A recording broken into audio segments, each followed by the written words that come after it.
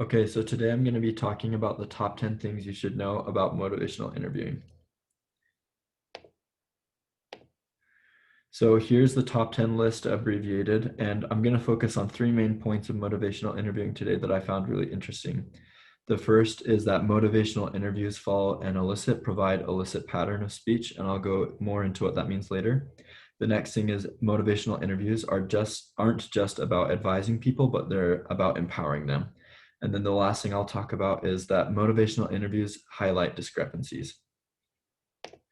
So the provide illicit pattern of speech is something that the clinician will use with the patient, where they're basically trying to elicit ideas, thoughts, and understanding from the patient about what they need to do to change in their life and to have better health outcomes. Once they've done that, then the clinician will provide some feedback for the patient. And after that, they'll then again elicit a response from the patient about the feedback that's been given. Like I said, motivational interviews are much more about empowerment of the patient than the advice that's coming from the clinician. So the clinician's main job and focus will just to be facilitating the path to empowerment for the patient.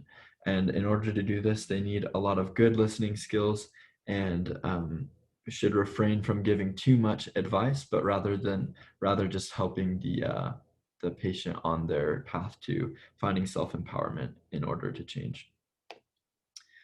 So the last thing we'll talk about is highlighting discrepancies. So a lot of people, when they have a desire to change, they know where they want to go, but they don't realize the things that they're doing each day that are stopping them from getting to the place they want to be.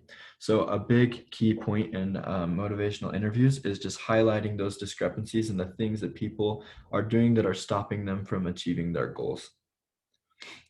Thanks for watching and learning more about motivational interviews today. I think ultimately these are a great and effective resource for creating positive change and better health outcomes in the lives of patients.